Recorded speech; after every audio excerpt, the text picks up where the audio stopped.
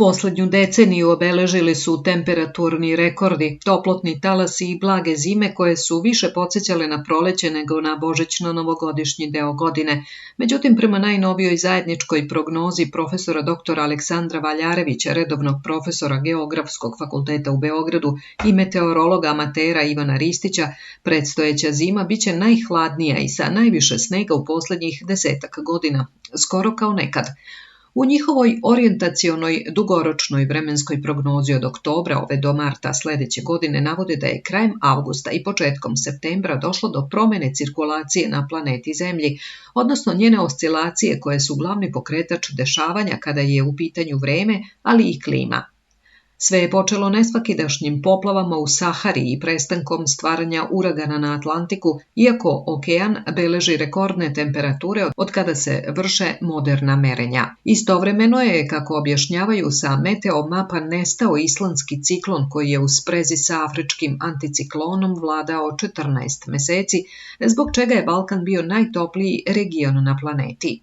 Ta promena cirkulacije dovela je do prodora hladnog arktičkog vazduha u srce Evrope, a osim jakog zahlađenja i snega na planinama, usled ogromne količine padavina došlo je do poplava na skoro svim rekama koje imaju izvorišta na Karpatima i Alpima. Poslednje prognoze, kako ističe profesor Valjarević, govore da ćemo posle 9 godina u Beogradu imati 15 dana sa snegom i zadržavanje snežnog pokrivača naročito posle 10. januara i sredinom februara. On je najavio da će u narednom periodu uraditi detaljnije prognoze za Vojvodinu i predele iznad 800 metara nadmorske visine, ali već sada očekuje da zimski planinski centar Zlatibor ima 30 dana snega, a Kopaonik 45. Neće biti zima kao što je bila 60. i 70. godina, ali ličit će na zimu iz 2013. Biće hladnije nego što je bilo poslednjih 9 godina. Zanimljivo je da ćemo sredinom oktobra imati miholjsko leto, čak i u novembru ćemo imati 3 do 4 dana sa nadprosečnim temperaturama, ali to će biti mnogo kraće nego prošle zime po našem modelu, kaže profesor dr. Valjarević. Kada je u pitanju Beograd, zanimljivo je da će se predstojeće zime često pojavljivati susnežica koja će prelaziti u sneg i neće biti vetrovita zima osim lokalnog pojavljivanja košave koja je sezonski vetar. I dalje će biti kontrasta, amplituda i pikova, ali neće biti toliko izraženih maksimuma i zato smo Ivan Ristić i ja skupili hrabrost i znanje da kažemo da će ova zima podsjećati na nekadašnje, ne sa toliko snega kao pre 50-60 godina, ali bit će mnogo više snega nego što smo ga imali poslednjih 10 godina. Dnevne temperature u Beogradu će ići sredinom januara i polovinom februara čak i do minus 10-11 stepeni Celzijusa. Profesor Valjarević i meteorolog Ristić u prognozi navode da će na vreme od oktobra do kraja februara uticati sprega azorskog i sibirskog anticiklona. Između njih se otvara prostor za povremene prodore hladnog arktičkog vazduha direktno sa severnog pola koji će donositi pad temperature i padavine, a kako bude vreme odmicalo, kišu će zameniti sneg. Prema srednjoročnom modelu postoji evidentna orijentacija kraka polarnog vrtloga prema našem kontinentu u sklopu kog će se dešavati povremeni prodori hladnog arktičkog vazduha. Početak oktobra uz smenu sunca i oblaka koji mogu doneti kišu biće svežiji.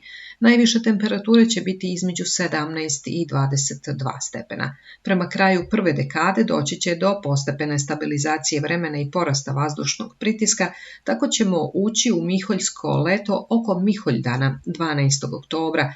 Najviše temperature u tom periodu biće oko 25 stepeni, kaže Ivan Ristić. U drugoj polovini oktobra i prvoj polovini novembra očekuje nas hladniji period. Jutarnje temperature će biti od 5 do 10, dnevne maksimalne između 10 i 15 stepeni. U pojedinim danima biće maglovito, pogotovo u kotlinama i rečnim dolinama, gde se magla može zadržati veći deo prepodneva. Očekuje se kiša povremeno, na planinama poneka pahulja. U drugoj polovini novembra sa jačim prodorom hladnog arktičkog vazduha biće i puno padavina, uglavnom kiše, na planinama sneg. Sneg se krajem novembra očekuje i u nižim predelima južnije od Save i Dunava, ali nije isključeno prema trenutnim modelima da bude tako i u Beogradu. Najniže temperature krajem novembra biće od -2 do 5, a maksimalne od 3 do 8 stepeni. U decembru će vreme biti promenljivo i sve više će ličiti na pravo zimsko. Početkom i sredinom meseca očekujemo 2 otopljenja koja će biti kraća sa maksimumima oko 10 stepeni, kao uvod u dolazak hladnog fronta koji će doneti sneg u većem delu zemlje i pad temperature na oko 0 stepeni. Krajem decembra doći će do stvaranja snežnog pokrivača, tako da je velika šansa da dočekamo posle ko zna koliko godina novu godinu u pravom zimskom ambijentu sa snežnim prekrivačem, kaže meteorolog Ristić.